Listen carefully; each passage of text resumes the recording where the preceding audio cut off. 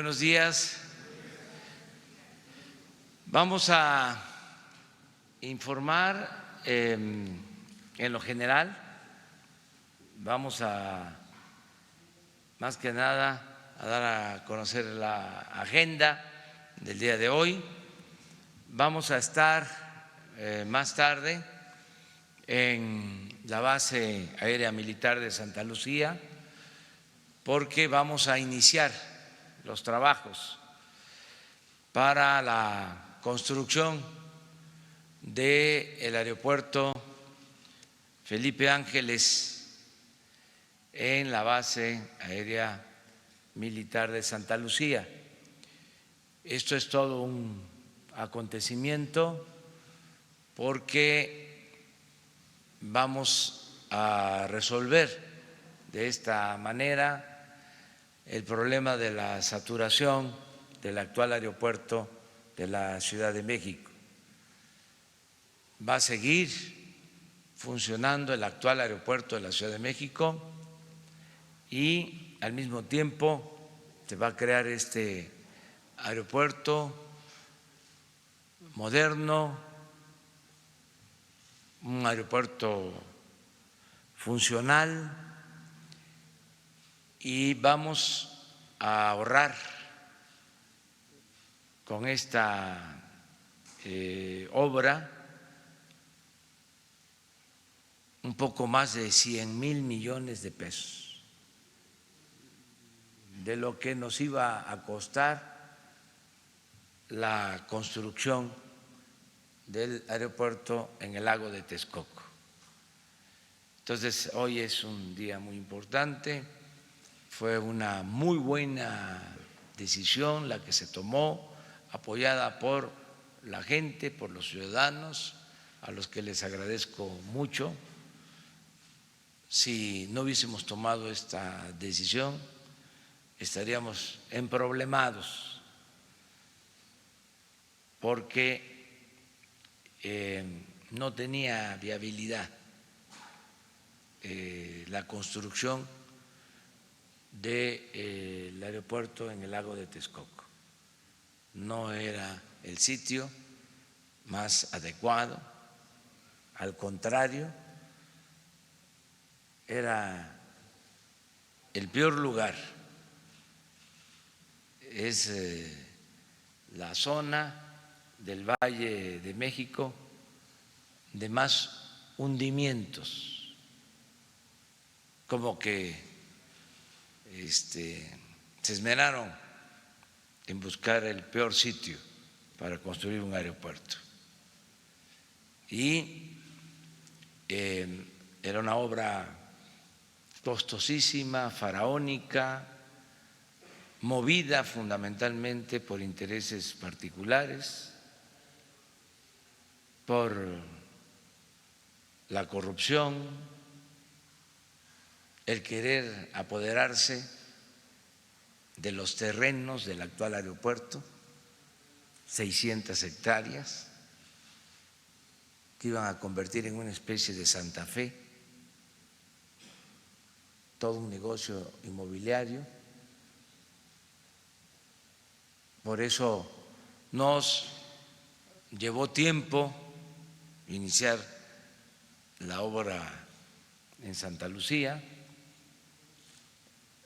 Se presentaron 140 amparos, un despropósito, porque había muchos intereses creados alrededor de esta obra. Era como el símbolo de la gran corrupción, una especie de FOA-PROA, el equivalente.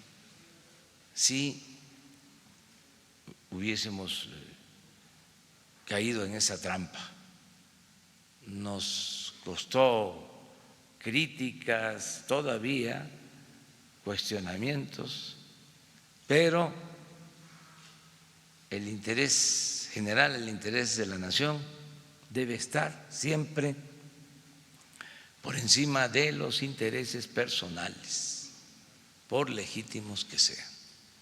y esa fue la decisión que tomamos.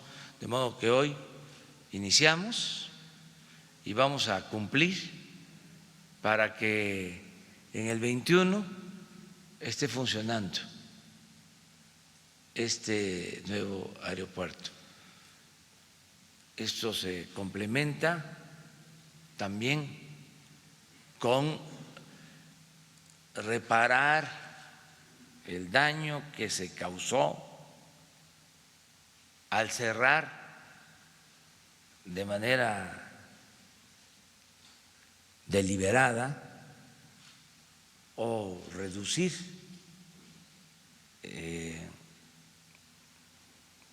la importancia del aeropuerto de Toluca.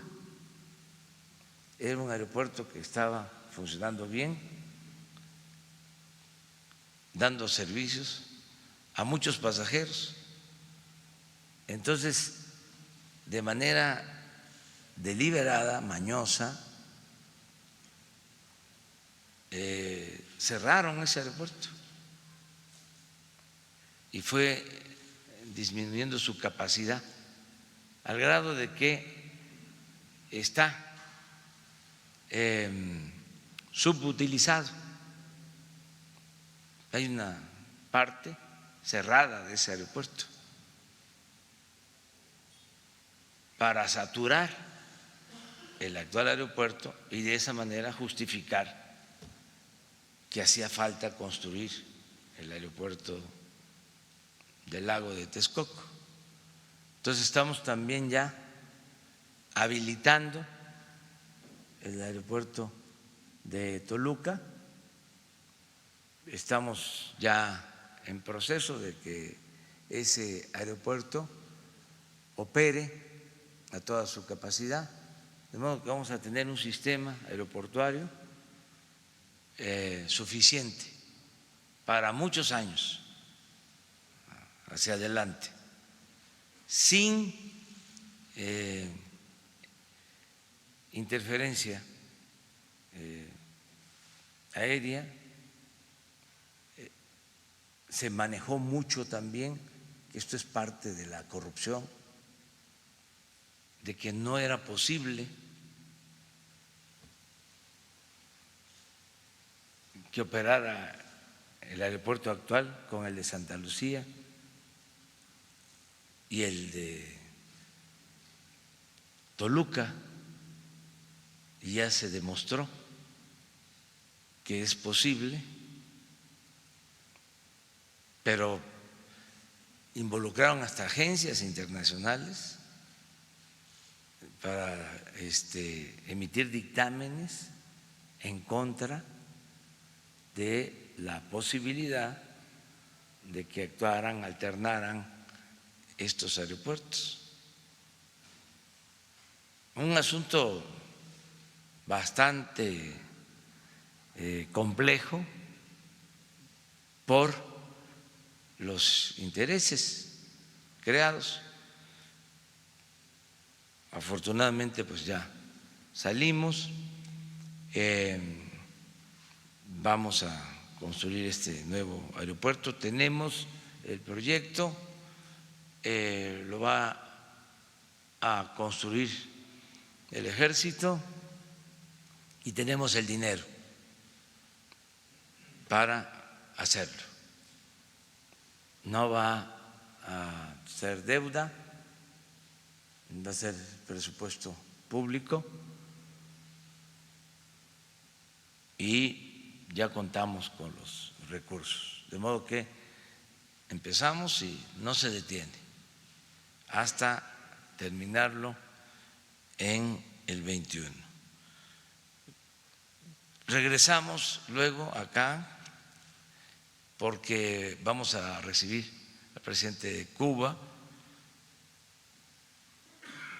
Miguel Díaz-Canel, va a estar con nosotros, tenemos un encuentro, esto después de las 12 del día. Entonces, esa es la agenda para hoy y pues vamos a continuar trabajando. Estoy a las órdenes de ustedes. Su libro a Fidel Castro Ruz. A ver, ya tomaste tú la palabra. Pero empezamos. ¿Sí? Acuérdense que hay que ir a Santa Lucía, les invitamos. ¿Sí? Entonces. El extinto presidente Fidel Alejandro Castro Ruz recibió uno de sus libros y Castro Ruz dijo que usted ganó la elección presidencial del 2006. La visita del sucesor de los Castro en La Habana, ¿qué significa para usted? Y respecto a Santa Lucía, ¿dónde quedó el plan maestro del 2018 y si ese será el referente para concluir las obras en el 2021, como usted anunció, señor presidente? Bueno, nosotros tenemos buenas relaciones con todos los pueblos, con todos los gobiernos del mundo y en este caso ha habido una relación histórica con Cuba. Siempre México ha tenido muy buena relación con el pueblo y con el gobierno de Cuba. Ahora se da esta visita y vamos a refrendar ese compromiso y esa tradición de política exterior, de respeto al pueblo cubano, a su independencia, a su derecho a la autodeterminación. Lo que ha sido característico de nuestra política exterior y lo que contempla nuestra Constitución en el artículo 89, la no intervención, la autodeterminación de los pueblos, la solución pacífica de las controversias, de modo que vamos a recibir al presidente de Cuba. Es una visita importante. He tenido la dicha, la oportunidad de recibir a otros mandatarios de otros países. Yo tomé la decisión de no salir del país, pero todos los que solicitan, piden venir a México y entrevistarse con nosotros son bien recibidos. Voy a tener otras visitas, vamos a recibir a otros presidentes en este año y esta es una visita importante porque podemos decir que el pueblo cubano y el pueblo mexicano son pueblos hermanos. Entonces es una visita importante. ¿Y el plan maestro 2018 es la base del proyecto al 2021? Sí, pues se van cumpliendo pues todos los compromisos que hicimos y lo que está contemplado en el plan de desarrollo 2018-2024. Hablamos de que íbamos a resolver el problema de la saturación del actual aeropuerto y ya estamos en eso. Hablamos de que íbamos a rescatar a Pemex por la disminución, la caída en la producción de crudo, y ya lo estamos haciendo. Hablamos de que íbamos a producir las gasolinas en el país para dejar de estar comprando las gasolinas en el extranjero y ya estamos trabajando en ese propósito. Hablamos de que íbamos a promover el desarrollo del sur-sureste, que se había quedado rezagada esta región del país y ya lo estamos haciendo. Hablamos de que íbamos a impulsar mucho la llegada de inversión extranjera y se iba a impulsar el comercio exterior, ya lo estamos haciendo y nos vamos a dedicar en estos días a seguir convenciendo, persuadiendo a los legisladores de Estados Unidos para que se apruebe el Tratado de Libre Comercio. Y desde luego hablamos de que se iba a atender a todos, se iba a escuchar a todos, se iba a respetar a todos, pero le íbamos a dar preferencia a los humildes, a la gente pobre, y ya lo estamos haciendo. Entonces vamos bien, la verdad, se va avanzando. También dijimos que se iba a terminar la corrupción. Algunos pensaron que era nada más discurso, que era retórica, que iba a ser, como siempre, demagogia, y ahora están hasta sorprendidos, ya no ven qué hacer, están como desorientados, desquiciados, pero pues fue lo que dijimos y así se están dando las cosas. Se pensó que iba a ser más de lo mismo. Yo dije cuando tomé posición, esto no va a ser un simple cambio de gobierno, esto es un cambio de régimen, una transformación, y eso es lo que se está aplicando. Pero ahí vamos, poco a poco, y hay que seguir trabajando. Ella que no, tú nunca has preguntado, ¿ah? No, soy nueva aquí, presidente. Bueno. ¿Cómo está? Buenos días. Alejandra Crael, reportera de MX. Me voy a salir un poquito de la agenda del día. Esta semana publicamos un reportaje sobre maltrato infantil en el que exponemos que en este país cada 2 días un menor de 15 años es asesinado a manos de su familia. Tratamos un poco el tema y nos encontramos con que las políticas públicas para atención y prevención del maltrato infantil son prácticamente inexistentes. Y el tema del presupuesto, pues lejos de aumentar, está reduciendo. Preguntarle directamente, presidente, ¿la protección a la infancia es una prioridad en su administración? Y si lo es, ¿esto lo veremos reflejado en el presupuesto para 2020? Sí, va a destinarse mucho presupuesto. Yo les diría que los únicos privilegiados van a ser los niños, los jóvenes y los ancianos respetables, porque es a la población que más recursos se le está destinando, también a las personas con discapacidad.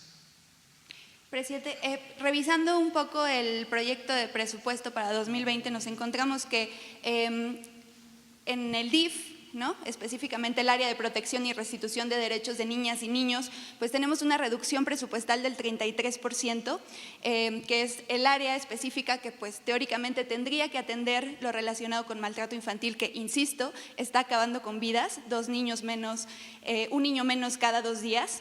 Y lo mismo en Cipina, vemos un aumento presupuestal tan solo de 1 millón de pesos. Entonces, ¿qué área se tiene que encargar de esto y cómo vamos a ver reforzado el presupuesto para que esto se traduzca en acciones? Es que está cambiando ya la forma de presentación del presupuesto.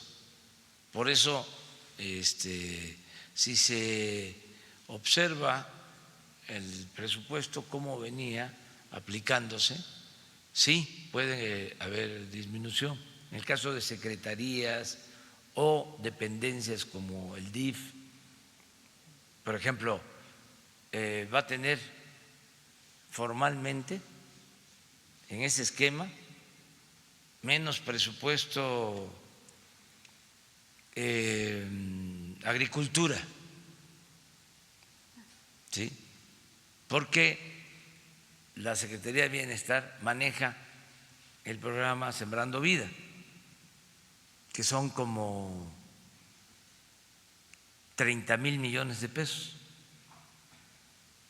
Y Sembrando Vida tiene que ver con el campo, tiene que ver con producir en el campo, pero no está el presupuesto en agricultura. Bueno, y políticas públicas. En el caso de lo que tú planteas, va a tener más presupuesto salud, 40,000 millones de pesos adicionales. Y tú estás, por ejemplo, ahora mencionando de que hay una disminución de ¿cuánto dijiste? 33%. Pero en dinero. En 2019 fueron 94 millones de pesos, ahorita estamos hablando de 62 millones, lo que se prevé para 2020. Por eso, 30, 40 millones de pesos menos. Pero en total salud, y ahí incluye esto. Claro, pero salud hace muchas cosas, no exclusivamente el tema de la violencia, que, insisto, No, está terminado con bien. es que el concepto de salud es ahora distinto. Por ejemplo, en esos 40,000 millones está el reforzar todo lo que se hace en los hospitales de IMSS Bienestar, que son grupos de adolescentes, ¿sí?, que trabajan para evitar la violencia, ¿sí? Ese es un propósito. Me gustaría que conocieras ese programa. Claro que sí. 2, trabajan para orientar y que los jóvenes no caigan en la drogadicción. Lo tercero, informan sobre alimentación sana para contrarrestar la obesidad. Y el punto 4 es la orientación a jóvenes, adolescentes para evitar embarazos no planeados. Entonces, estos grupos, o sea, se van a reforzar, van a tener más recursos. Por ejemplo, en 80 hospitales donde hay estos programas, como en la mitad no tienen psicólogo y van a tener. Entonces, esa es una ampliación, es un fortalecimiento al programa.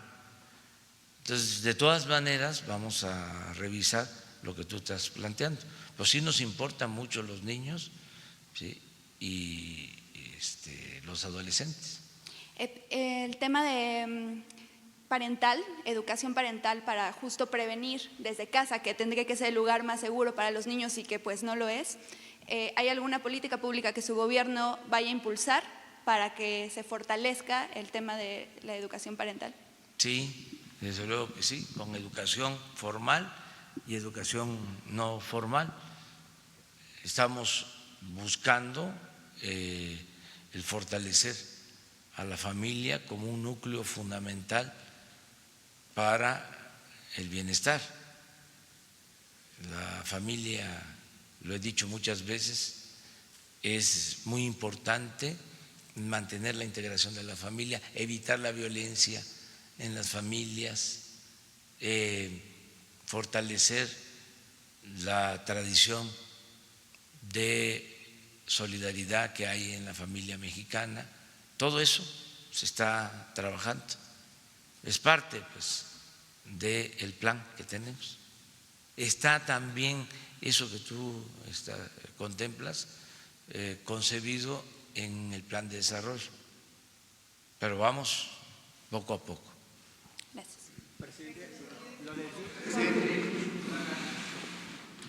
Y luego nos vamos para atrás porque la verdad, a ti te toca, desde ayer estás, ¿verdad? Sí, te toca. Buenos días, presidente. Alberto Rodríguez, SP Noticias. Sobre la visita del presidente de Cuba, ¿van a llegar a algún tipo de acuerdo de cooperación? Cuba suele hacer acuerdos de cooperación con otros países en materia médica, en materia educativa, que queremos saber si va a ser el caso con México. Y por otro lado, sobre el aeropuerto de Santa Lucía, el aeropuerto, la terminal aérea podrá quedar en el año 2021, pero también hay muchas obras alrededor que se necesitan, de viales para conectar el ICM con Santa Lucía. El proyecto de Texcoco incluía un tren para conectar Santa Fe con esta zona de Texcoco. ¿Qué es lo que se va a hacer en ese respecto? Gracias. Hoy se habla de todo el proyecto en su conjunto. No puede hacerse el aeropuerto y quedar aislado.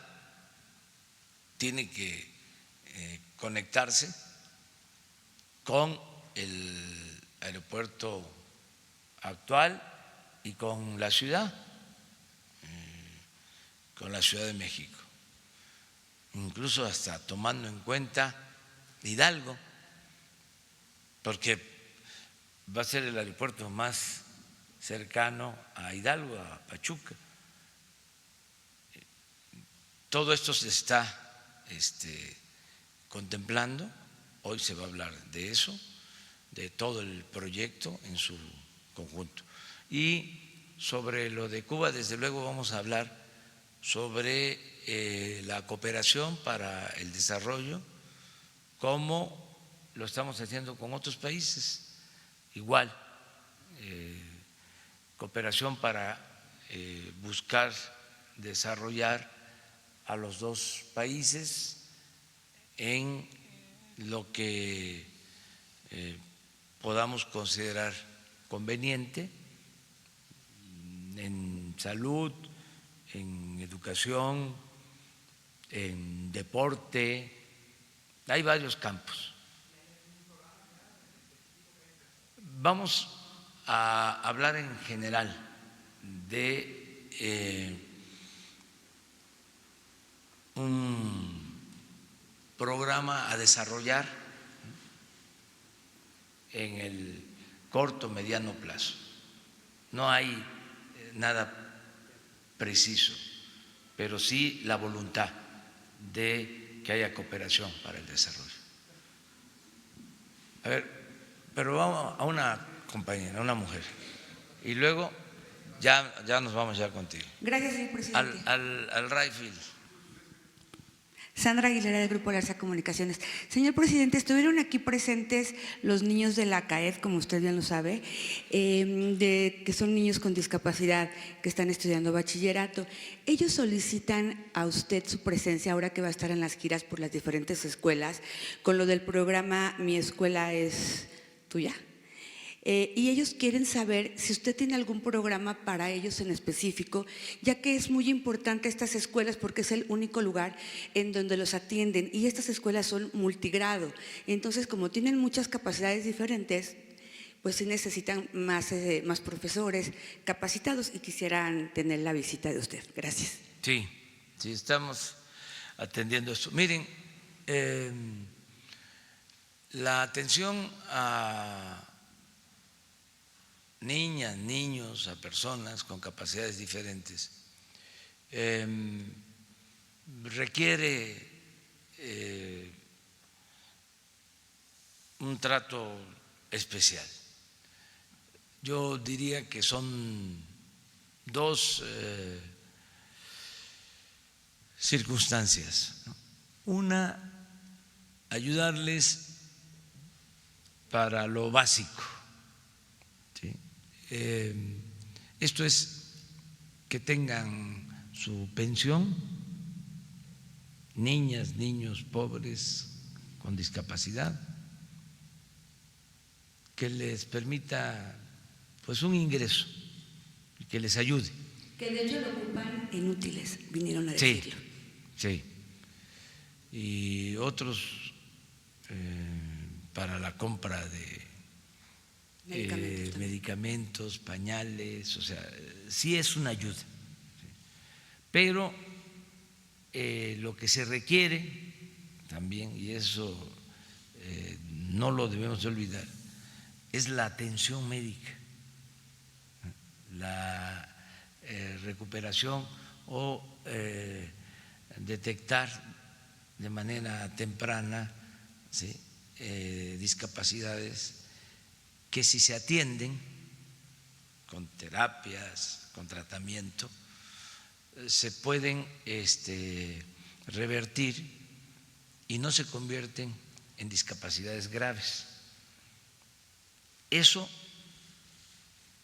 es importantísimo y nos hace falta trabajar más en este tema, porque nos faltan centros para tratamiento de personas con discapacidad en donde se les pueda tratar para que salgan adelante. En estos centros a los que hablaba yo, ¿sí?, se trabaja, ¿sí?, hay atención temprana a los niños para detectar a tiempo, ¿sí?, posibles problemas, pero necesitamos más. Entonces, una vez que terminemos de normalizar todo el programa de becas, de pensiones, vamos a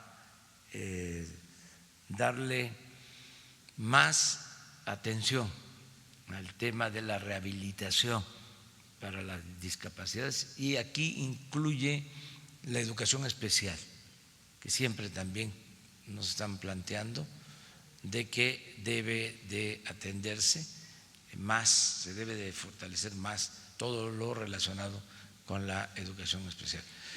Vamos. Mientras esto suceda, van a poder tener más profesores capacitados, porque sí, al parecer hay uno y son 30, 20, pero, sí, y con capacidades diferentes. Sí, hay 170,000 escuelas, poco más, de educación básica, preescolar, primaria y secundaria, y pues en la mitad, como en 70,000, son escuelas multigrados, de un maestro, 2 maestros que atienden hasta 50 alumnos y les imparten clases para los 6 grados. Ese es un problema también que tenemos. Hay mucha dispersión poblacional, comunidades muy pequeñas. Tenemos que ir concentrando no población, sino que haya escuelas de organización completa y que al mismo tiempo tengamos albergues para mantener a los niños de lunes a viernes y que puedan regresar a sus casas, a sus comunidades cercanas el fin de semana, sábado, domingo. Esto ya también lo estamos viendo. Y vuelvo a lo mismo. Ahora lo que se está haciendo, mañana vamos a estar en Oaxaca todo el fin de semana, y el domingo vamos a tener una reunión con todos los presidentes municipales de Oaxaca. Aprovecho para invitarlos. Gracias. Son 570 presidentes municipales, 417 de usos y costumbres y el resto de régimen de partido. Entonces va a estar el gobernador. ¿Por qué esta reunión con todos los presidentes municipales, las autoridades tradicionales de los pueblos? Porque vamos a convocarlos a que de manera conjunta podamos atender el problema de la educación en lo relacionado con la mejora a instalaciones educativas, el que ellos ayuden. Nosotros vamos a transferirle los fondos a las autoridades de usos y costumbres, a las sociedades de padres de familia. A cada escuela se le va a entregar su presupuesto. Incluyendo estas escuelas. Incluyendo estas escuelas. Se les va a entregar su presupuesto. Y aquí también vamos a incorporar las escuelas que fueron dañadas con los sismos, porque hay un gran rezago. Ha pasado mucho tiempo y todavía hay niños tomando clases a la intemperie y queremos resolver ya esto en definitiva. Y vamos a hacer a un lado al elefante, ¿sí? No vamos a usar el elefante porque cuesta mucho trabajo que camine, no deja de padecer de reuma, entonces vamos a bajar los fondos de manera directa a la sociedad de madres y padres de familia y a las autoridades. Estamos hablando de todas las escuelas.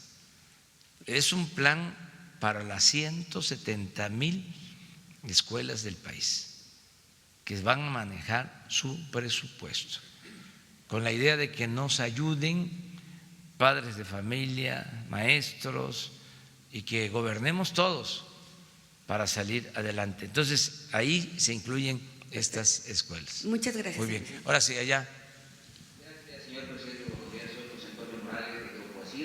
Plantear un tema que tiene que ver con los hechos, por ejemplo, del día de ayer de Carlos Romero de Champs y lo que está sucediendo con estos líderes sindicales. Pongo algunos ejemplos, por ejemplo, Francisco Hernández Juárez, 43 años en Ferrocarril, Joel Ayala, 21 años, trabajadores del Estado, Víctor Flores, 30 en Ferrocarriles.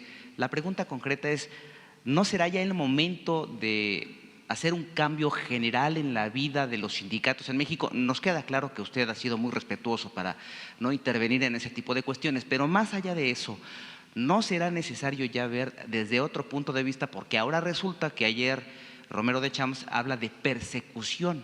Entonces quisiera conocer su punto de vista sobre ese tema, si no es momento ya de cambiar, darle la vuelta y ver desde otra perspectiva la vida sindical general en México, y después, si me permite, otro tema que también traemos en Grupo Asir. Yo creo que lo de ayer pues es el inicio de una etapa nueva, de cómo pues se termina un ciclo de un dirigente que tardó bastante tiempo en la conducción del sindicato petrolero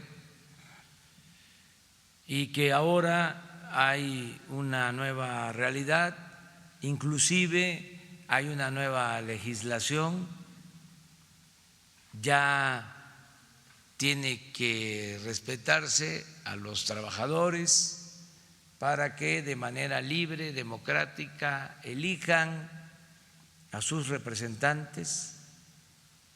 Al mismo tiempo, ser responsables, cuidadosos, no tener injerencia en la vida interna de los sindicatos. No debe de haber sindicatos de Estado, no debe el gobierno, para decirlo con claridad, poner o quitar a líderes sindicales, como era la mala costumbre. Tienen que ser los trabajadores, tiene que haber libertad sindical, democracia sindical, transparencia en el manejo de fondos, de las cuotas de los trabajadores, que haya honestidad en el manejo de las cuotas y de todas las actividades al interior de los sindicatos, que se informe constantemente a los trabajadores, no permitir la corrupción. No es posible que dirigentes sindicales vivan colmados de atenciones, de privilegios, con residencias muy ricos. Eso es inmoral. Como un dirigente de trabajadores va a ser al mismo tiempo un potentado? ¿De dónde sale ese dinero? Entonces se tiene que terminar con esa etapa y poner por delante la democracia, la honestidad, y los trabajadores pues son los que tienen que llevar a cabo estos cambios. La libertad se conquista. Ahora hay condiciones para eso. También lo tenemos que hacer de manera ordenada. Es una transición que tiene que llevarse a cabo con orden, sin caer en el caos, pero hay que tenerle confianza al pueblo y en este caso hay que tenerle confianza a los trabajadores. No son menores de edad. Reglas claras en la elección de dirigentes. Ahora, por ejemplo, que se presentó esta renuncia, hay la oportunidad, seguramente en el estatuto del sindicato debe de estar establecido de que cuando renuncie un dirigente, el que lo suple llega como interino y se tiene que convocar elecciones y ojalá y se aplique ya la nueva legislación laboral para que las elecciones sean limpias, libres, en este sindicato y en todos. Y hacer bien las cosas de manera legal y no pasa absolutamente nada. No hay que tenerle miedo al pueblo, no hay que tenerle miedo a la democracia. Acuérdense de la entrevista de Kleinman a Porfirio Díaz, cuando le pregunta que si estaba el pueblo de México preparado para la democracia, y Porfirio, que era un maestro de la simulación, contestó que sí, pero al poco tiempo cambió de parecer y quiso seguir en la presidencia. El pueblo siempre ha estado preparado para la democracia, siempre. El pueblo es mayor de edad, sabe muy bien lo que le conviene. Ese tutelaje que impusieron de que el pueblo tiene que estar representado o que la democracia, si no es dirigida, no es democracia, eso es falso. Y ya necesitamos comenzar una etapa nueva. Nada de antidemocracia. Yo la verdad que celebro lo que pasó el día de ayer y que además se haya logrado sin violencia, porque en otros casos hay hasta violencia. Ahora se está logrando este cambio de manera pacífica, de acuerdo a el orden legal establecido. Me parece bien el que en este caso, porque los sindicatos también son instituciones, son organismos de interés público, como los partidos, como los gobiernos, entidades de interés público, que se proteja a las instituciones. Lo que se hizo en el caso de la Corte, ahora en el sindicato. A ver, ¿tienen cuentas pendientes o hay denuncias? Los servidores públicos, los dirigentes sindicales, no involucrar a la institución, sino hacerse a un lado, pedir licencia o renunciar y enfrentar el tema personal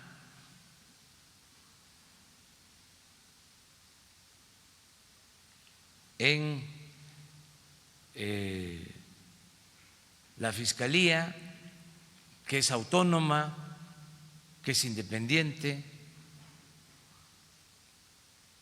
Entonces, qué bien que se están dando estas cosas.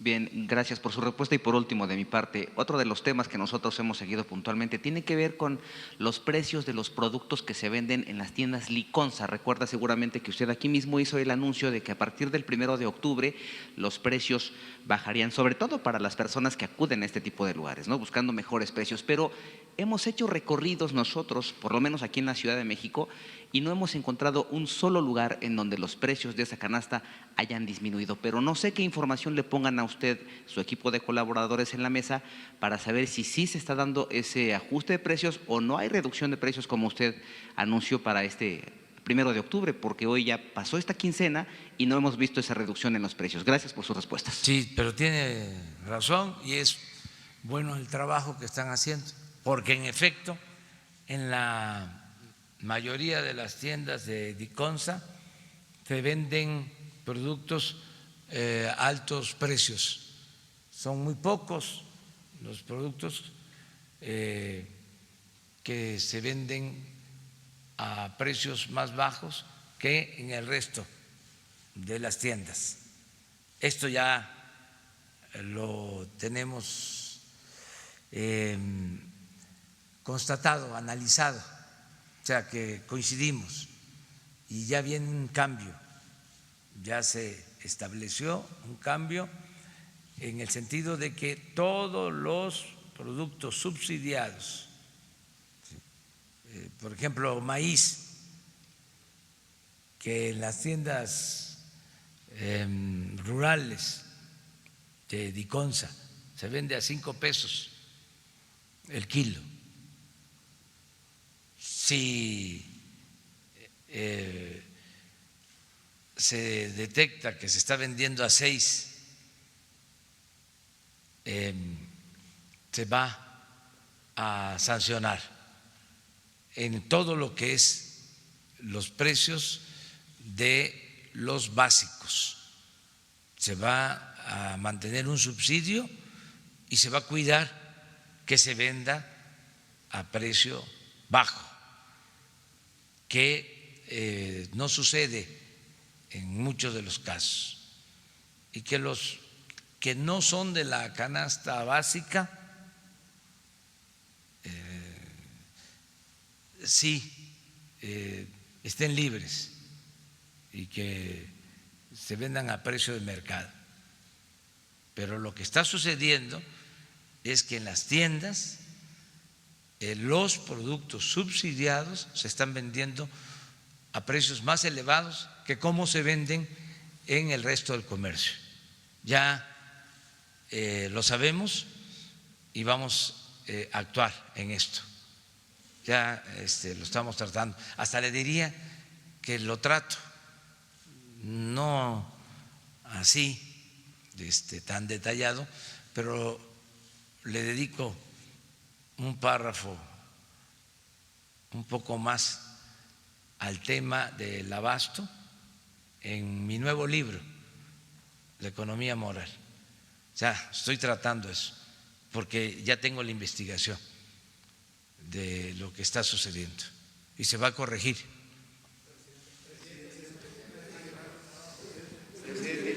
A ver.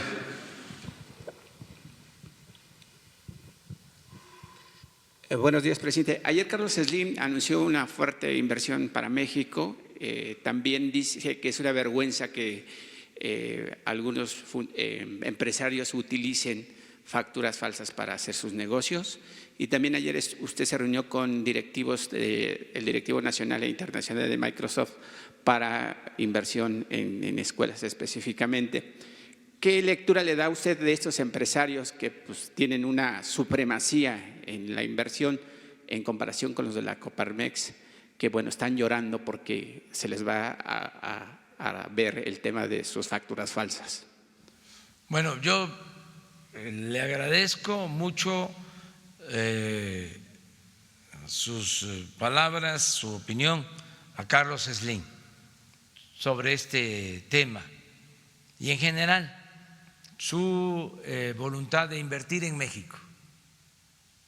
Esto es importante y vamos a ponernos de acuerdo o a terminar de ponernos de acuerdo porque hay muchos proyectos para reactivar la economía, hay todo un plan de construcción de infraestructura que hace falta en el país, que se va a llevar a cabo con inversión privada y con inversión pública.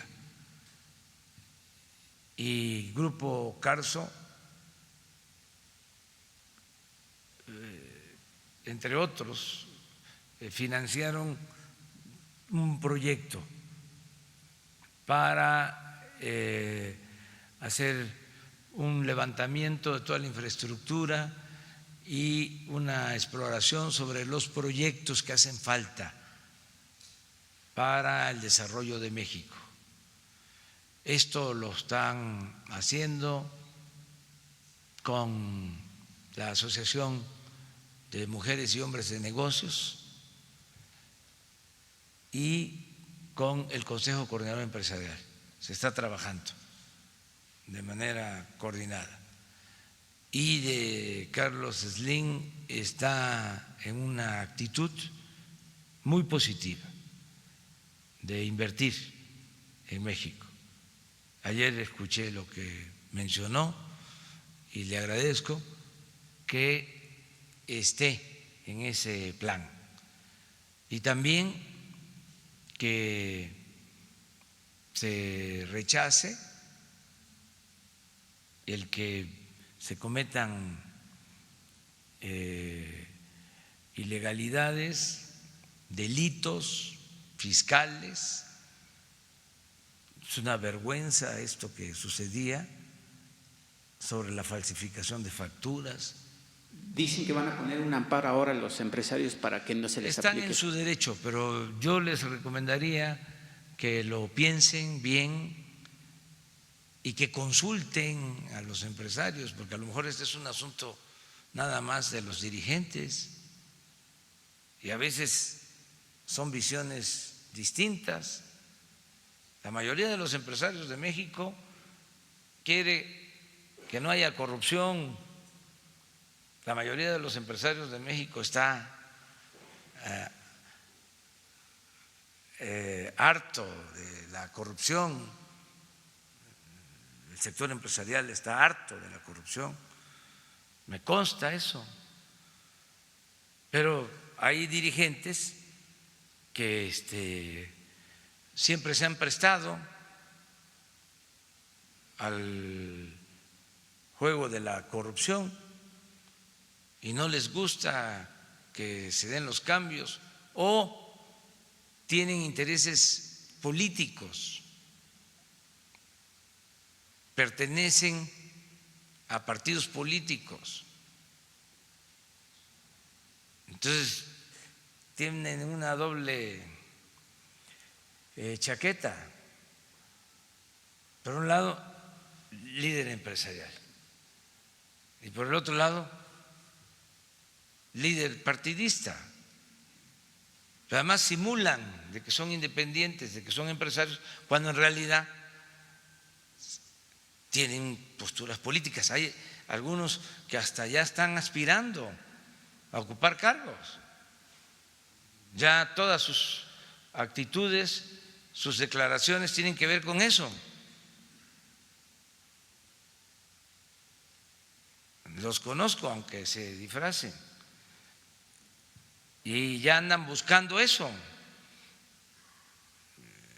Entonces, por eso agarran estas banderas, pero yo considero que no es legal, no es legítimo. ¿Cómo van a representar así a los empresarios? Entonces, todos los empresarios están en contra de que se combata la corrupción. Eso no es cierto. Ayer mismo sale a declarar un integrante de la Concanaco y el presidente de la Concanaco dice: yo no estoy de acuerdo con esa postura.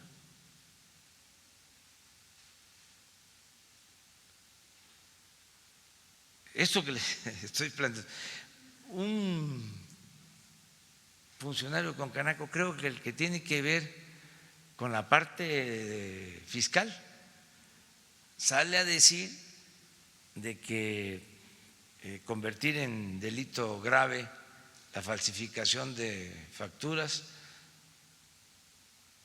es terrorismo fiscal. Y el presidente de la Concanaco dice: esa no es la opinión de la organización, ese es un punto de vista personal. Entonces, esto es lo que está sucediendo. Es el momento, así como estamos hablando de los dirigentes sindicales, es el momento también de que los dirigentes empresariales actúen con rectitud, con honestidad. Entonces yo les pregunto,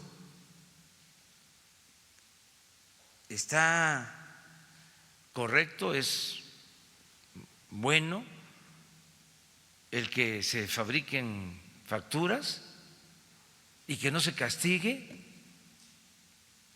a los evasores fiscales que se dedican a robar? Esa es la palabra, porque hay que devolverles dinero de la hacienda pública de todos los mexicanos. Entonces, el ratero es nada más el que se roba una bolsa en el mercado, el que se roba una gallina, el que se roba una bicicleta, el que se roba un cilindro de gas, el que se roba la ropa que dejaron tendida en el patio. Y los grandes ladrones ni siquiera pierden su respetabilidad. Ellos no. Y veía yo la declaración de este representante de Concanaco diciendo que ¿por qué no se trata igual a los políticos? No está informado. Ya en el caso de los políticos es delito grave la corrupción. es parejo, ya no hay huachicol ni arriba ni abajo, es todos aportarnos bien. 25 años pasó sin que fuese delito grave la corrupción y se terminó ese periodo. Si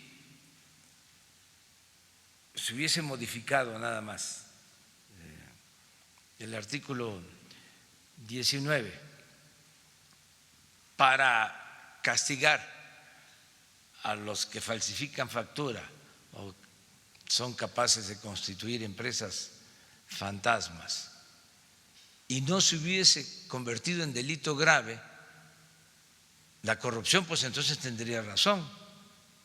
Diría, ay, ¿por qué a nosotros sí y a los políticos no? Esto es parejo.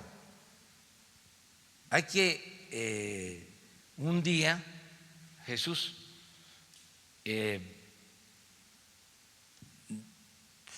exponer todas las reformas, pedirle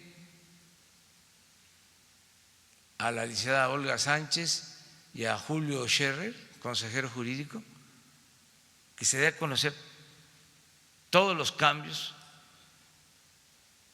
que se han hecho a la Constitución, a las leyes.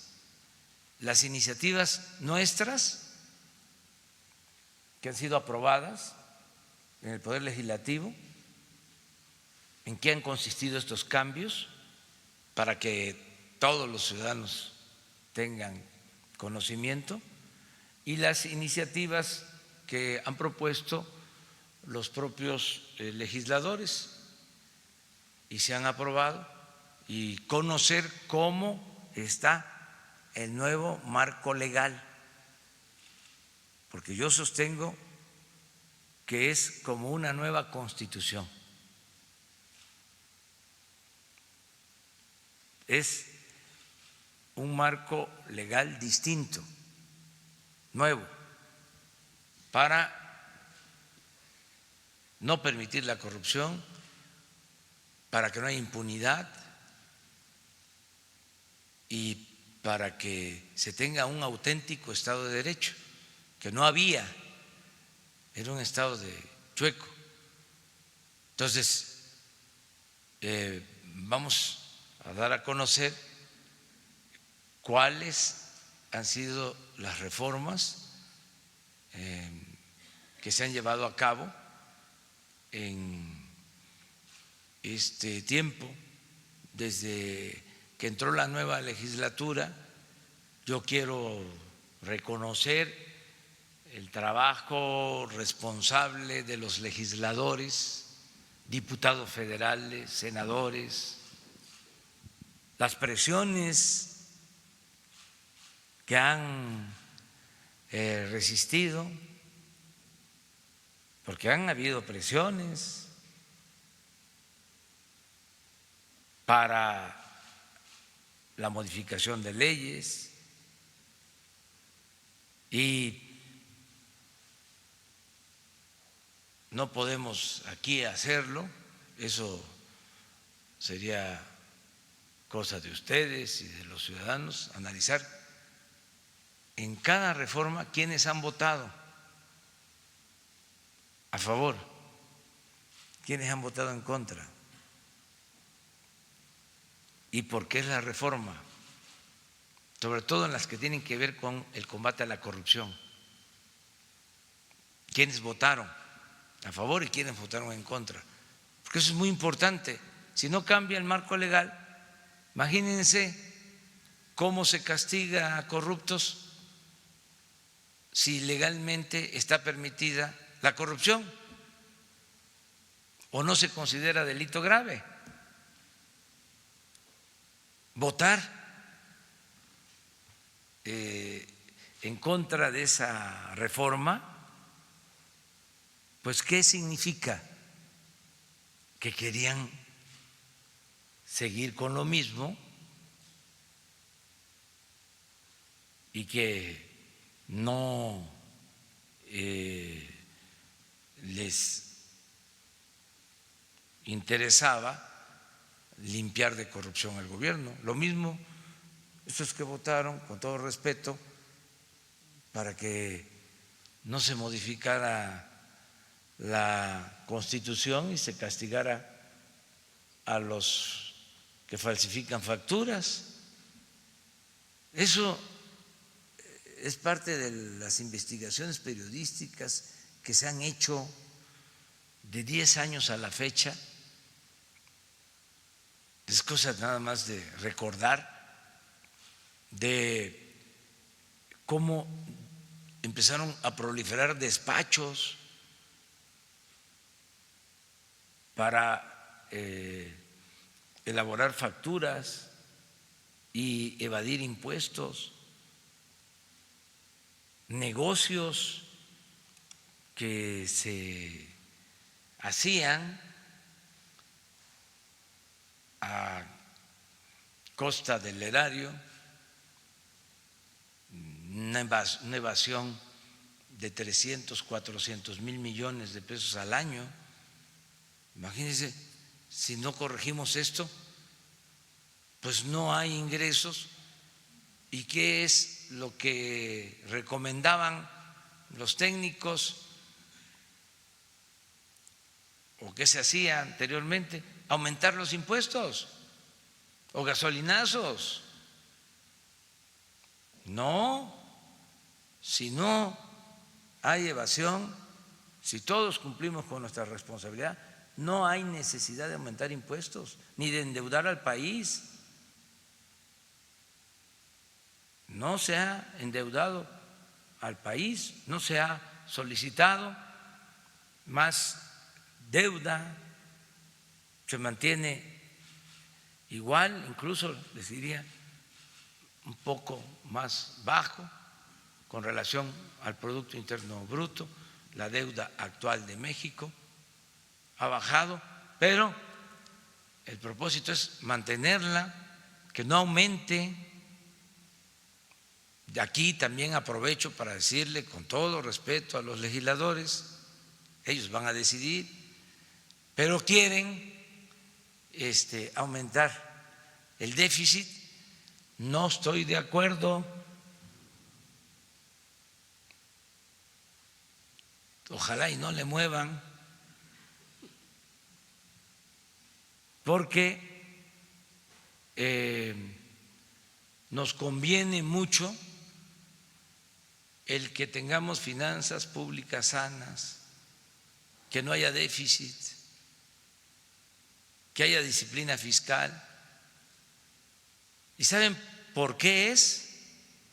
También por la mala costumbre. ¿Qué hacían antes?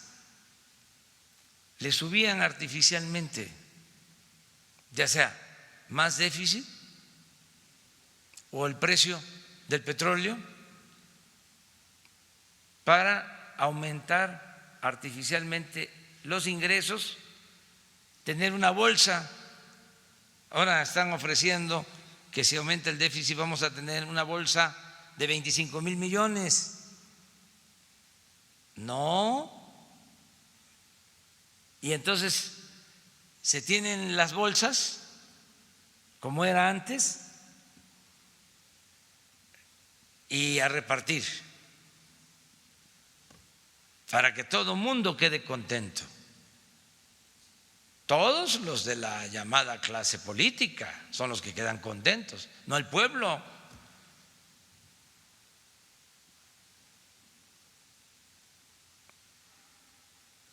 Entonces, ya no hay bolsas de moches, ya se terminó eso. Entonces, aprovecho para enviar este mensaje de manera muy respetuosa. Ojalá y no aumente el déficit. Lo que nosotros estamos proponiendo es lo correcto, no gastar más de lo que se tiene de ingresos, y en este caso es mejor quedarnos abajo Es decir, que las estimaciones sean prudentes en cuanto a precio de petróleo, déficit, no aumentar artificialmente los ingresos. Retomando un poco la pregunta de Toño Morales de Grupo ASIR con el tema de los sindicatos, usted sabe que en la Secretaría del Trabajo y Previsión Social el señor Lucio Lastra lleva 25 años otorgando y negando también las tomas de notas a varios líderes que aspiran a ser líderes sindicales, pues de diferentes sindicatos, como el de Pemex, del IMSS, el ISSSTE. Y bueno, uno de ellos es Mario Rubeciel Ross, que no han hecho ahí nada. También está el del IMSS, el del ISSSTE y de otros sindicatos. Yo le decía en días anteriores que académicos e investigadores de la Universidad de California en Estados Unidos le daban un seguimiento a su gobierno con respecto al trabajo que ha venido haciendo durante estos 9 meses de gobierno que está al frente. Pero que también dicen que si usted no combate la corrupción de mandos medios y funcionarios que se quedaron rezagados de otros sexenios, pues prácticamente la 4T tendría el riesgo de naufragar porque se quedaron esas manzanas podridas dentro de la estructura de un nuevo proyecto, de un cambio de régimen, presidente. ¿Qué le dice la secretaria Luisa María Alcalde de esas gentes o personas que se han quedado ahí operando para que no haya una democracia en la cuestión de toma de notas en los sindicatos en México? Bueno, lo trato más en lo estructural, en lo de fondo. Viene toda una modificación, un cambio, una reforma en lo laboral, profunda, en todo lo que tiene que ver con registro de sindicatos, el garantizar que haya participación de los trabajadores, el que no se nieguen los registros, cambios a nivel de la ley, cambios exigidos por la ley para que la Secretaría del Trabajo se ocupe de una parte y pasa al Poder Judicial inclusive todo lo relacionado con la justicia laboral. Y se está haciendo una limpia, ya comenzamos con eso, también en la Secretaría del Trabajo, y estoy seguro de que si un funcionario lleva mucho tiempo ahí y no ha actuado bien o actúa por consigna y niega derechos a trabajadores, ya no va a poder permanecer. No quiero decir con esto que sea la persona a la que tú estás haciendo referencia, eso lo tiene que ver la secretaria, pero sí ya no hay condiciones para que estas cosas sucedan. Al contrario, se va a reformar todo. Y también decirles que los cambios empezaron arriba, ¿no?, y van bajando y se va a limpiar toda la estructura, de arriba para abajo, como se limpian las escaleras. No vamos a dejar de insistir en esto, en que todos actuemos con rectitud, con honestidad.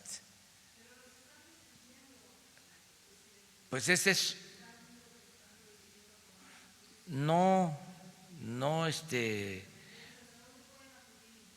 ahí con Luisa María, que ya está tomando nota de lo que ustedes están diciendo. Y estoy seguro que va a haber justicia. Ningún atropello, ninguna arbitrariedad se va a permitir. se garantiza el derecho a la manifestación, a la crítica, el derecho a disentir. Nadie puede ser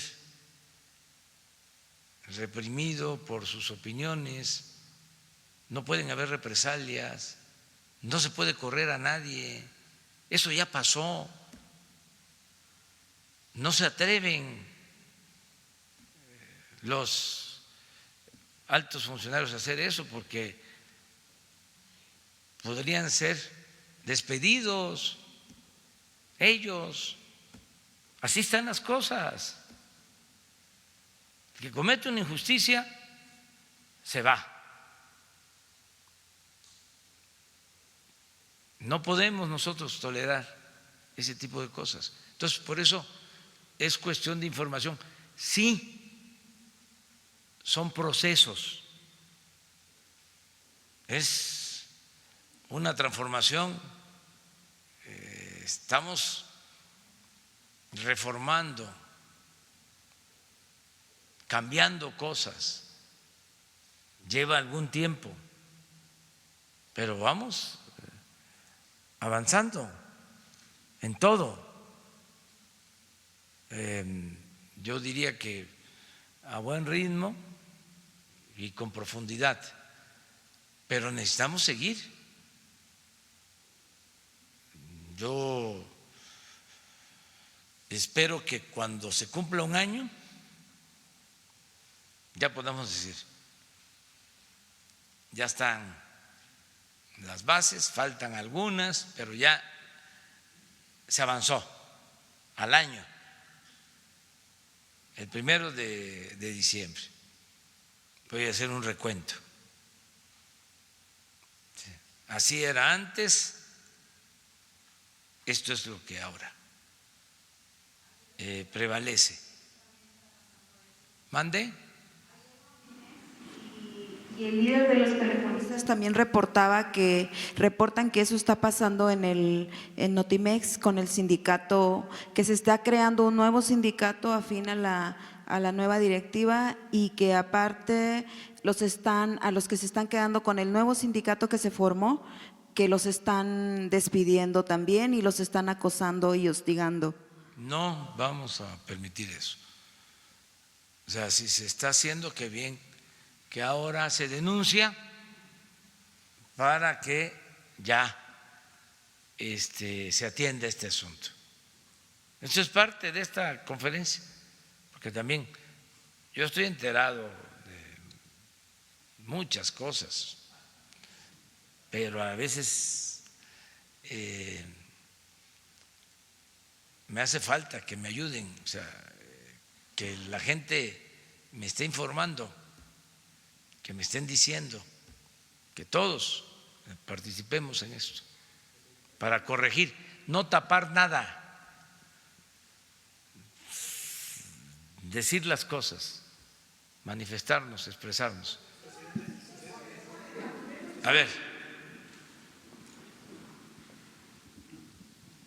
¿A mí? Bueno, los dos ya. Sí. Sí.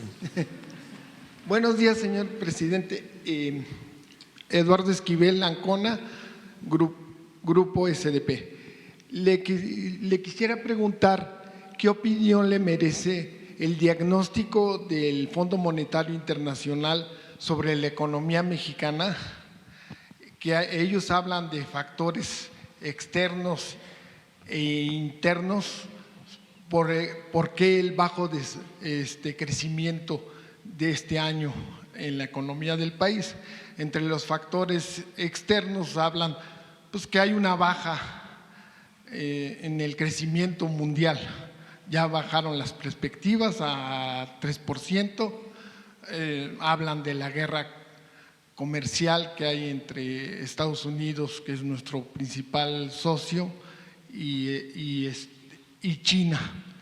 Y por otro lado también hablan de el estancamiento que hay en el Congreso norteamericano para la aprobación del TECMEC, y por el lado interno hablan de un mercado interno pues débil, perspectivas políticas que no están favoreciendo a la inversión, entre otras el alto costo de los créditos que hay en México.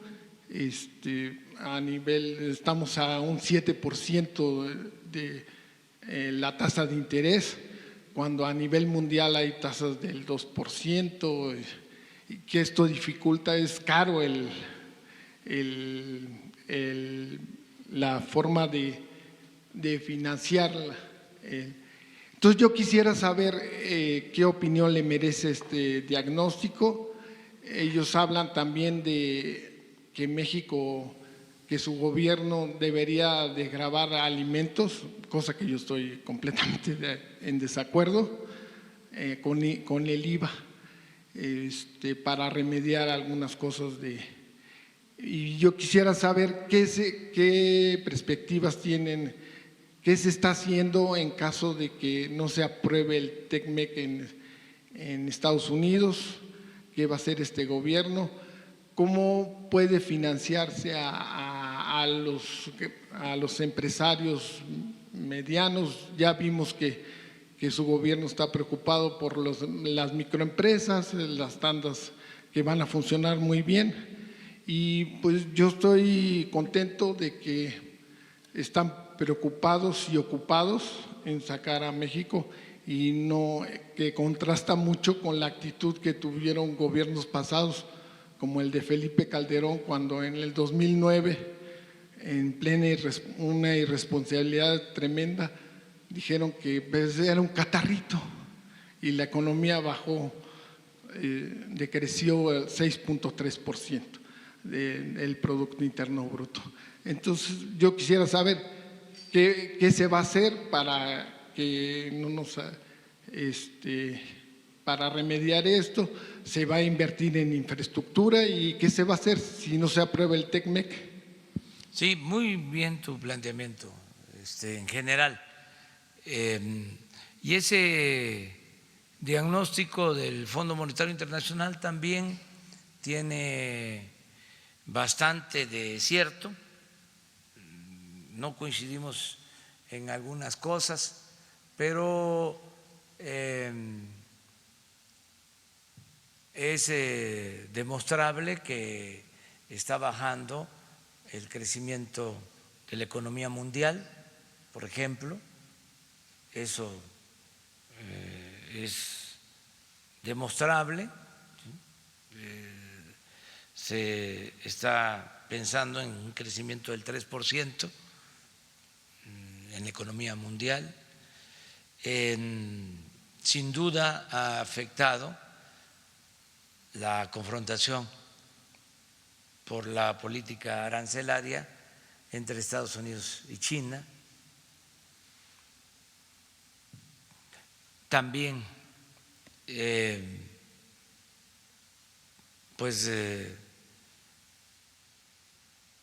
influye lo de la elección en Estados Unidos. En el caso de factores internos, nosotros consideramos de que se están dando reacomodos por esta transformación que se está iniciando, y esto lleva pues a cierta cautela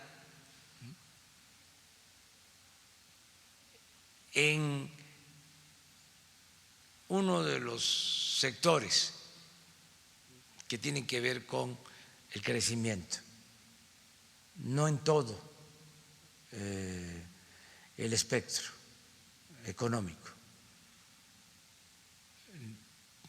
Lo tengo claro, son 4 motores para el crecimiento económico del país. Entonces, está funcionando muy bien el motor de la economía popular, ya lo he explicado. Hemos contado para que esto sea así con el apoyo que están significando las remesas. Por eso hay circulante abajo, no tenemos una crisis de consumo. el segundo motor que está empezando a echarse a andar es el de los proyectos estratégicos. Por ejemplo, ya se echó a andar la refinería. Ya si se va a Tabasco, a Ciudad del Carmen, a Campeche, ya se nota que ya la economía está mejorando, pero está empezando todavía. Nos falta echar a andar por completo lo del Istmo, lo del Tren Maya, lo del aeropuerto. Bueno, pues hasta hoy que comienza los proyectos. Esto es lo segundo, el segundo motor. El tercer motor es el que todavía no enciende, que es el de la inversión privada nacional. Por eso me interesa mucho el que podamos llegar al acuerdo del plan de infraestructura con inversión privada. Y por eso también me gustó lo que dijo ayer Carlos Slim, en medio de los que siguen queriendo hacer negocios al estilo antiguo, es decir, con corrupción. Eso ya no se va a poder. Ya hay que avisarles, tocarles la puerta. Venimos a notificarte de que esto ya cambió, ya es otro asunto. Entonces, ese tercer motor es el que nos falta echar a andar. Ya lo vamos a lograr, pero es por este desconcierto de que, a ver, las reglas, es que necesitamos que haya negocios con ganancias razonables, no atracos.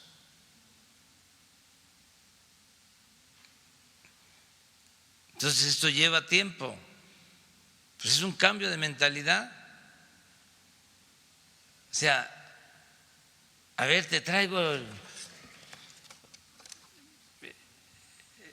esta oferta para que tengas un sistema de comunicación con todos los gobernadores. Es un equipo moderno, de tecnología avanzada.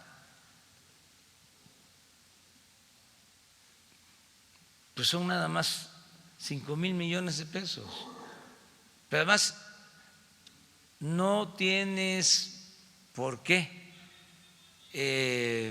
pagarlo. Es una renta con una tasa de interés también moderada. Eso eran los negocios. Y a veces ni siquiera montaban los aparatos, o los montaban y no servían, ahí están,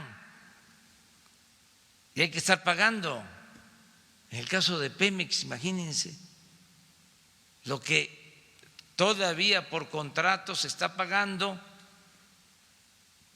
Hicieron ductos, en el caso de Pemex, que nunca se han utilizado. Desde el gobierno de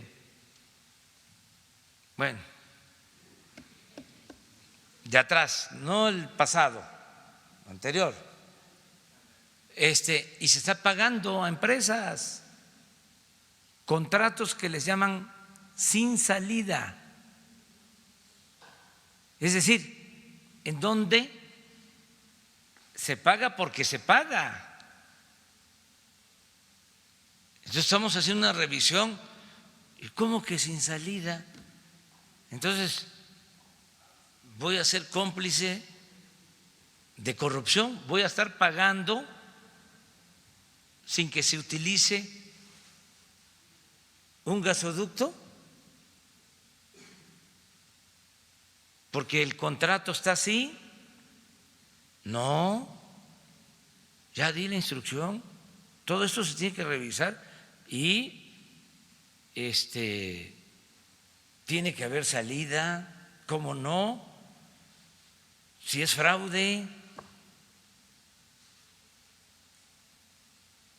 Entonces, ese tipo de cosas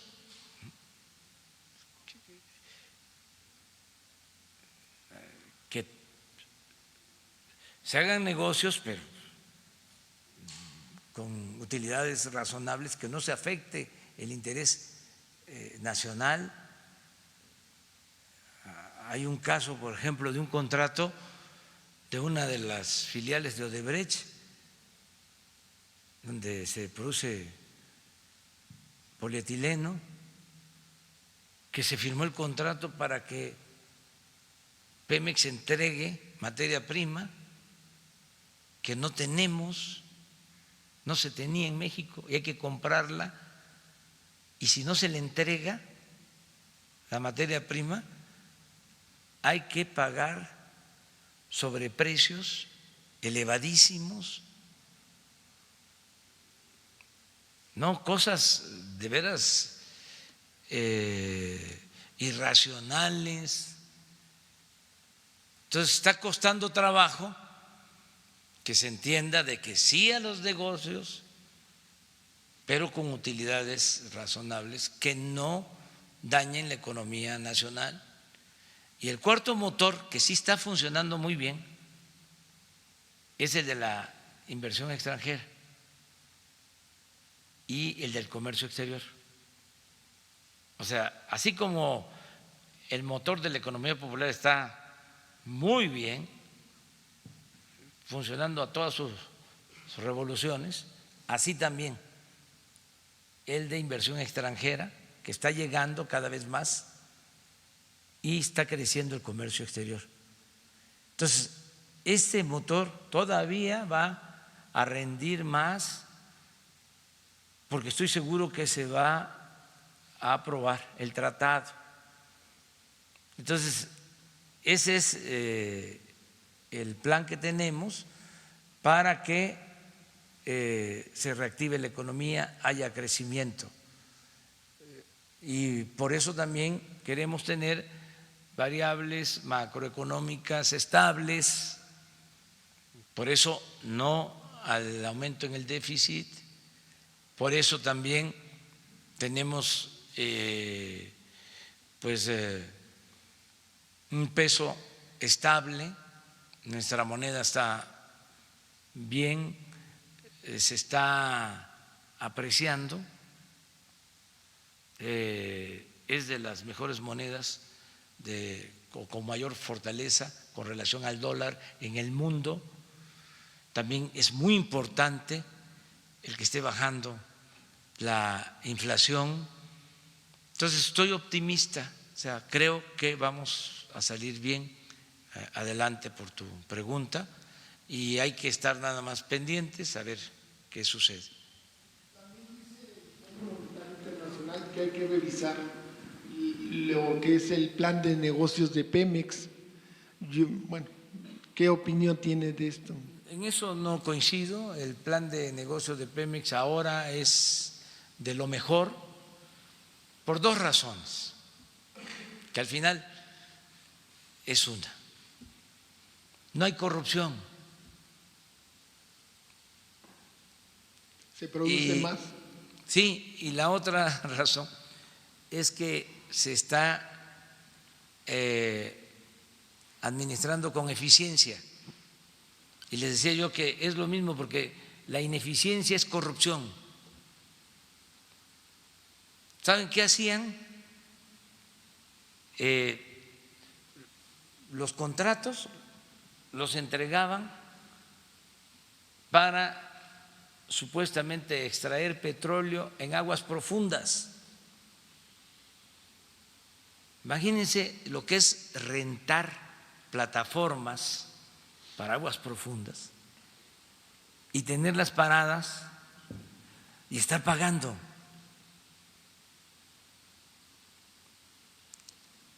Pero ¿a quién se le ocurre? Porque en todo caso, si se quiere extraer petróleo en aguas profundas, pues hicieron la reforma energética, pues allá los contratos para las aguas profundas, a las grandes empresas petroleras con su tecnología. Pero ¿cómo Pemex va a invertir en eso, teniendo petróleo en tierra y en aguas someras? Pero no les importaba extraer petróleo, les interesaba el contrato, la tranza. Entonces, por eso, el fondo, con todo respeto, no debería de decir que está mal el plan de negocio de Pemex en la actualidad. Yo creo que no tienen toda la información. ¿Cómo estará lo de aguas profundas? Que de los 107 contratos hay como 40 que se dieron para aguas profundas a particulares, a empresas extranjeras. ¿Saben cuánto han invertido? 0.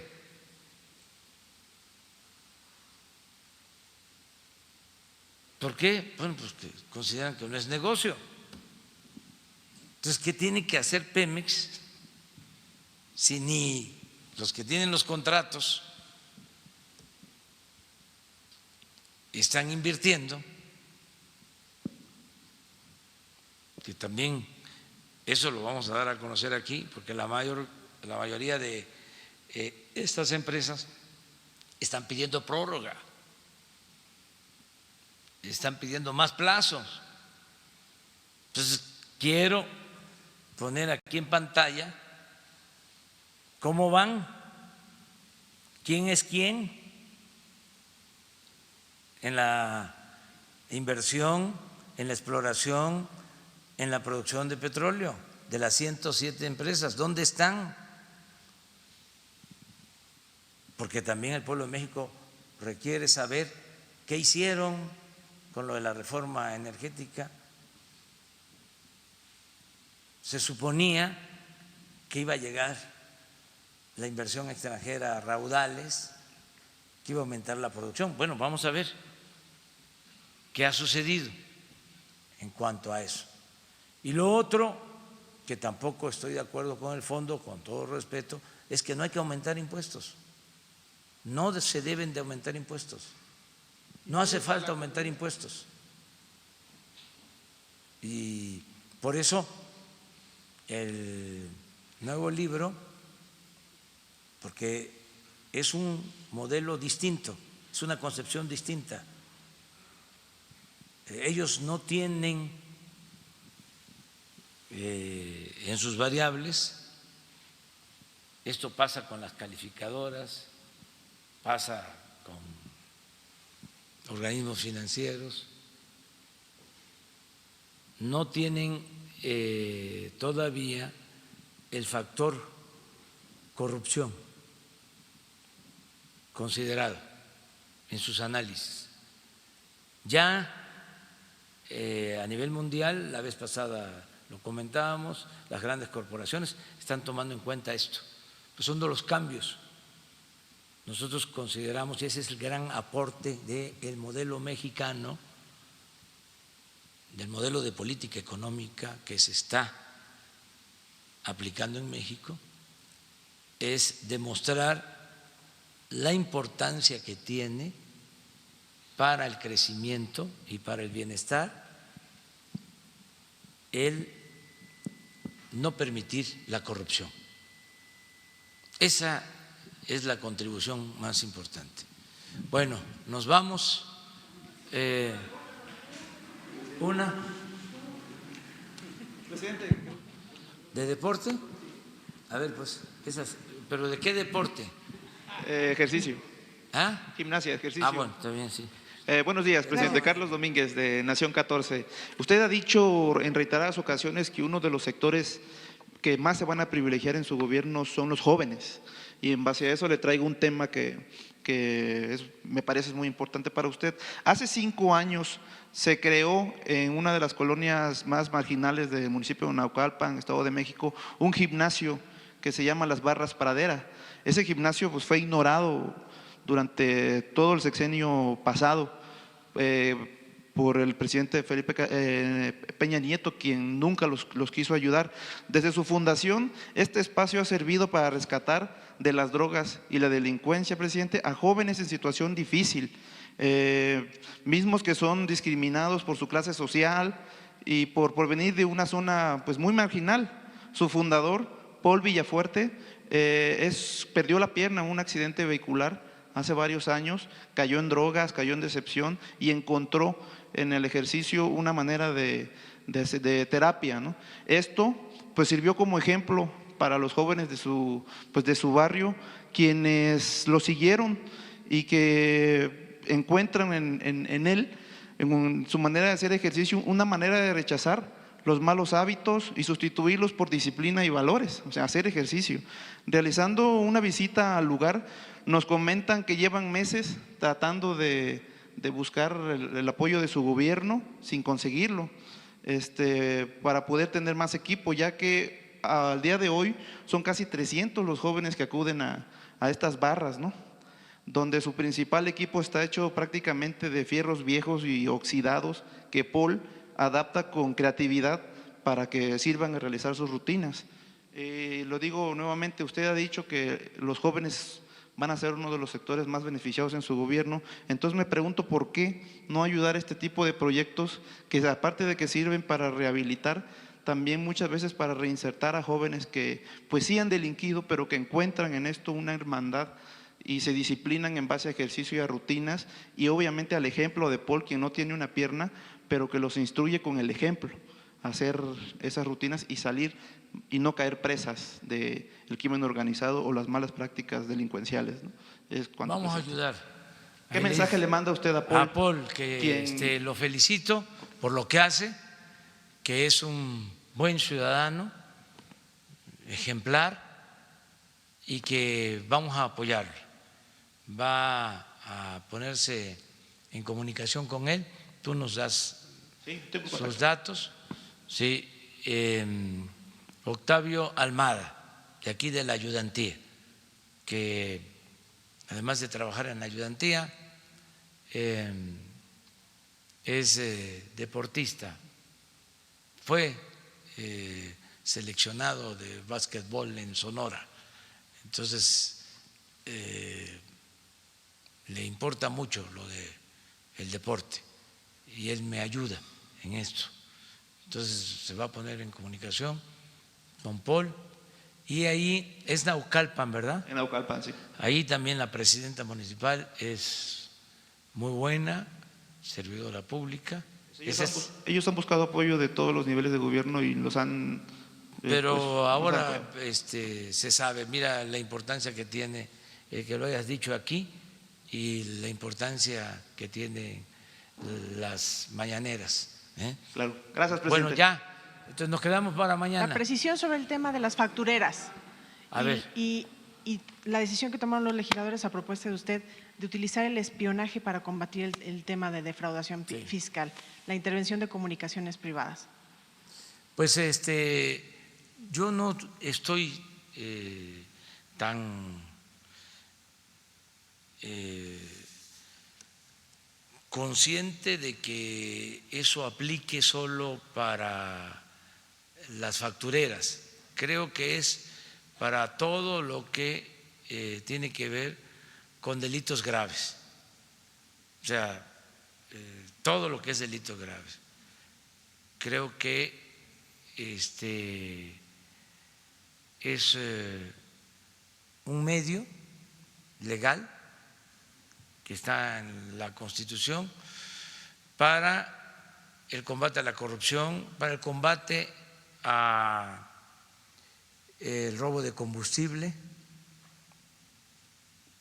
para feminicidios, todo lo que está en el artículo 19 de la Constitución va a derivar en que puedan utilizarse medidas de inteligencia, que no de espionaje. En el caso de que fuese así, es que están también sobredimensionando el tema, están queriendo llevar las cosas a que es terrorismo fiscal. Ay, qué miedo. El que nada debe, nada teme. Puede haber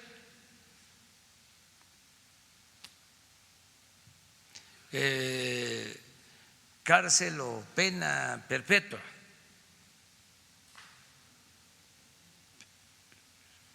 para corruptos, para quienes evaden impuestos o no cumplen con sus contribuciones, para quienes hacen fraude electoral. Pero si un ciudadano no es corrupto, si un ciudadano paga sus impuestos, si un ciudadano no es guachicolero, si un ciudadano no es mapache electoral, ¿qué le puede importar que haya pena perpetua? Ahora, si están en malos pasos, pues sí. ¿Qué sucedía antes? ¿Fue casual que durante el gobierno de Salinas hayan quitado del Código Penal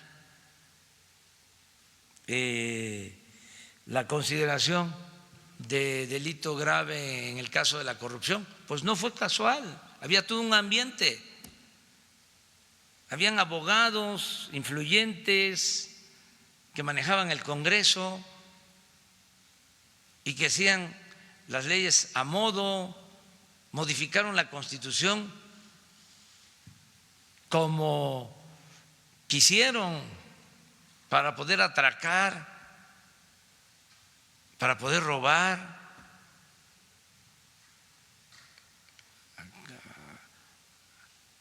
Con mangas anchas, sin ningún problema. Entonces, ahora con esto quieren equiparar terrorismo fiscal y va a haber campaña. Es el caso de los medicamentos.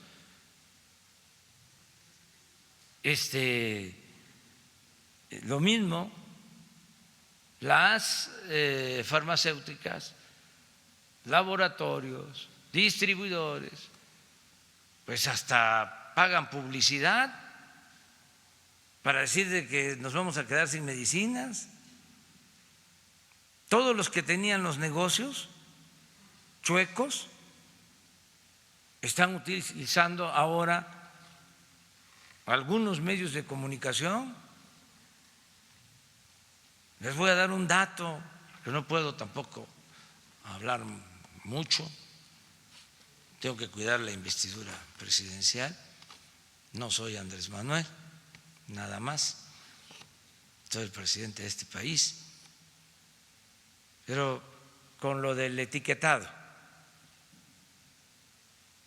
para los productos elaborados, le di una revisada a la prensa, en contra de que se ponga qué contienen los alimentos que consumen los niños en el país, que es el primer lugar en el mundo en obesidad. ¿Por qué? Por la publicidad.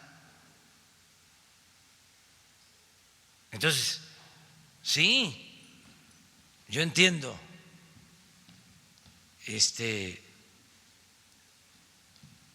ya voy a ir. Yo entiendo, pues, que no les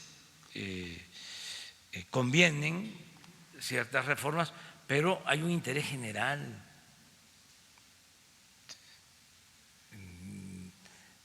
¿Por qué la diabetes?